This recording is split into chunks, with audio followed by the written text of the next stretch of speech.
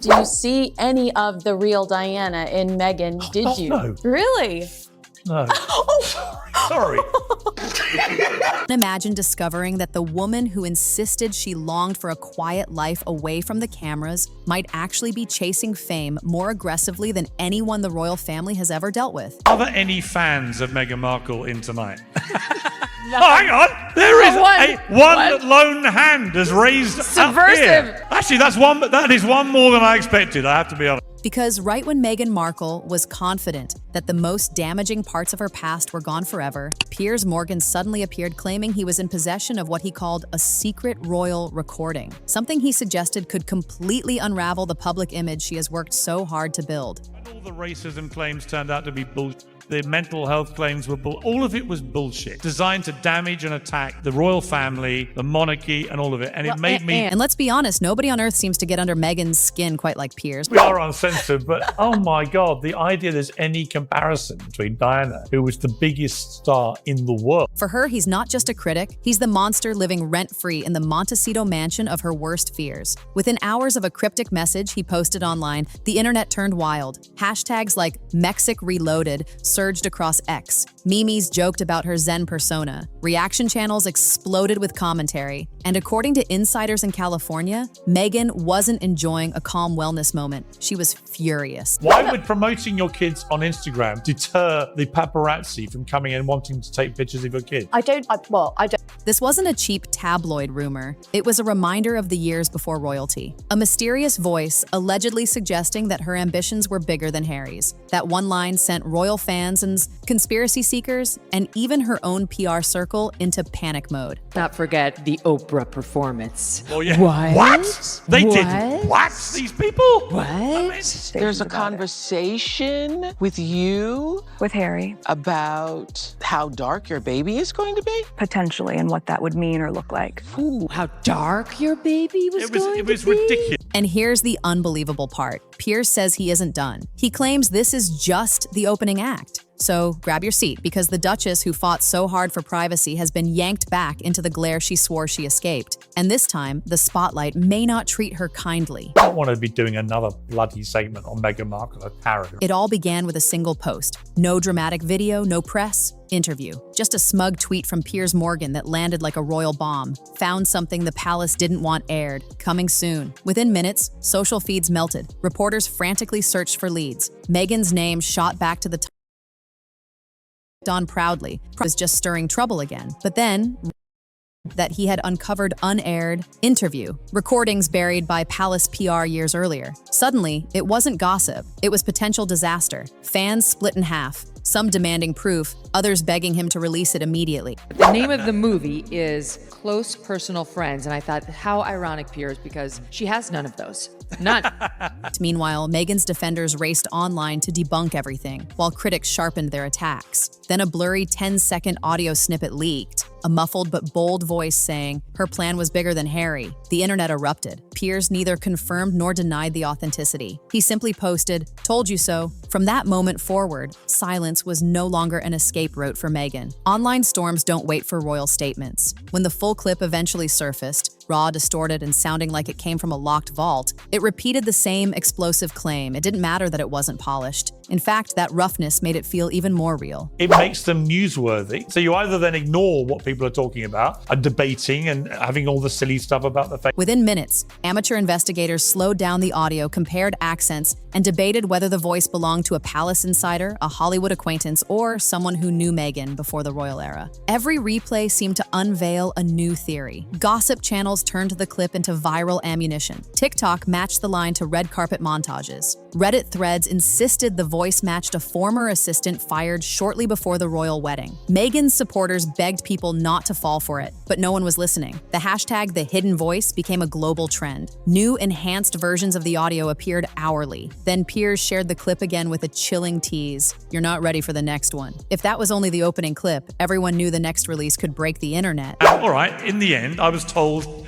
But 57,000 people complained to the television regulator, Ofcom, in the UK. A world record, I'm proud to say, complained about me for not believing Princess Pinocchio. And eventually my boss had said, can you just apologise to Meghan Markle, or you're going to have to, maybe lose your job. I went, I'll take the job option, thanks, I'll leave. And I walked off into the moment the clip spread worldwide, Montecito reportedly went into crisis mode. According to insiders, Meghan wasn't just upset, she was enraged. The polished poise associated with the Duchess gave way to the formidable strategist who once outmaneuvered tabloids and palace officials. Calls began before sunrise. PR teams mobilized. Lawyers were added to emergency conference lines. Witnesses described a tense atmosphere inside her mansion. Advisors pacing, consultants whispering, Meghan allegedly demanding answers about who could have leaked the recording. She believed it came from someone who had once been close. That possibility was more devastating than the audio itself. Despite urgent outreach to media partners and legal advisors, by the time any official responses were drafted, hashtags were already in the millions. The internet didn't want explanations. It wanted drama. Putting out a twerking, heavily pregnant video with him dancing around like a wooden clown next to her. It's all just embarrassing. To critics, this was poetic justice. To supporters, it was a modern-day witch hunt. But every observer agreed on one thing. Meghan was back inside the storm she tried to outrun. And the cruel part? Every attempt to put out the fire only fueled it. Just as conversation began to settle, Piers sent the world spinning again. He dropped a second recording, longer, clearer, and far more devastating. This version didn't hint at ambition. It declared it. The voice said the goal wasn't to join the royal family, but to surpass them. Social media imploded all over again. Even veteran royal analysts gasped. This no longer sounded like idle chatter.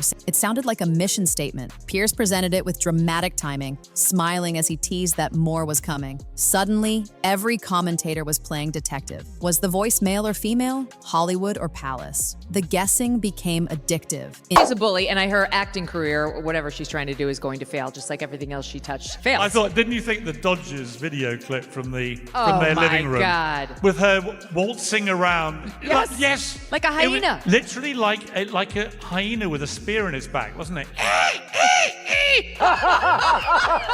Through all of this, Meghan's team stayed quiet. Lawyers were reportedly split between ignoring the chaos and going on the offensive. For Piers, this was the vindication he had craved since his famously bitter fallout with her. He positioned himself as the only truth-teller willing to expose her motives, and audiences devoured every second of it. But the true shock wasn't what he broadcast. It was what he suggested he still had hidden. When he ended his segment with a sly smile and the words, "You haven't heard everything yet," the world realized that this feud was far from over. While social media ripped itself apart trying to interpret every breath of the recording, Buckingham Palace remained silent, utterly astonishingly silent. No denials, no clarifications, not even a brief no comment. For an institution famous for the motto, never complain, never explain, this was either discipline or strategy. Never complain and never explain was the late Queen's motto for royal PR. For Harry and Meghan, it's more a case of never reign and never abstain, especially when it comes to nauseating self-publicity, which invariably backfired. Royal correspondents whispered that the silence was intentional. The palace learned long ago that every word adds oxygen to a fire, and this blaze wasn't aimed at them, it was aimed directly at Meghan. Let the public fight. Let the headlines swirl. The monarchy would remain above it all, royal and unbothered, but silence still spoke loudly. Analysts began to wonder if the palace's lack of response wasn't neutrality, but quiet approval. Tabloids filled with theories about private conversations and discreet briefings. Late-night shows joked that even the royal dogs probably knew more than the press corps. Then came an unexpected twist. Meghan's ex-husband, Trevor Engelson, suddenly disappeared from social media. No updates, no statements. That void triggered new speculation. Was he the voice? Was he being protected or pressured? The lack of answers created more damage than any accusation. Through it all, the palace didn't have to lift a finger. Sometimes silence is the sharpest weapon of all. These two will sell anything about their privacy, and yet they'll fight privacy battle after privacy battle. It's total. Once the second recording hit the internet, the hunt for the identity of the voice became an obsession. Within hours, thousands of online users proclaimed themselves amateur forensic experts. Reddit threads multiplied, each claiming to have cracked the mystery. Some were convinced it was a palace aide. Others insisted it was someone from Meghan's Hollywood past. Every second of audio became evidence. TikTokers slowed the voice to half speed. YouTubers analyzed waveforms like prosecutors. A slight clinking noise in the background sparked theories that the clip was recorded at a formal venue. Mainstream media tried to stay out of it by calling it public speculation, but that only made the frenzy worse. Each time someone dismissed the clip as fake, 10 more people downloaded it to examine it themselves. A few determined users even claimed to match timestamps to a decade-old interview from Meghan's early acting career. No one could agree on the truth, but the chase had become a global sport. Markle has gone back to live in California, and she's living the life she probably wanted all along. Yes. A life of unparalleled luxury and riches that she got by marrying her handsome British. As the chaos spread, a darker idea began creeping in. What if Meghan wasn't the mastermind this time, but the target? Some critics argued that the entire scandal seemed too perfectly timed, almost engineered, forcing the question, who benefits from watching her reputation collapse? That theory flipped the conversation upside down. Some suggested old professional grudges. Others pointed to powerful media figures capitalizing on her name for clicks. Supporters argued that if the leak was staged to provoke outrage, then Meghan wasn't the villain. She was the bait. Anonymous tips and archived emails seemed to hint that the uproar was intentionally manufactured to overshadow other royal controversies. Critics scoffed. Supporters insisted it made perfect sense. Either way, one question now hovered over everything. Was Meghan Markle the architect of her downfall, or collateral damage in a media machine that destroys anyone who threatens to outshine the crown? Just as discussions began settling, Piers revved everything up again, flashing a grin and announcing that the real tape still hadn't been released. That statement alone reignited the storm. Hashtags, commentaries, debates. Meanwhile, Meghan's inner circle reportedly tightened. Friends claimed she felt betrayed. Insiders whispered that her next legal step might be her boldest yet. Maybe a lawsuit, maybe a tell-all interview designed to take her power back. Before you gave up any royal duty, but wanted to have your royal cake and eat it by keeping your title so you could exploit them and make gazillions of dollars in America to the highest bidder. And what do for that money? You trash your family endlessly, and you're going to keep doing it, as does your wife, who trashes her own family, most of whom she's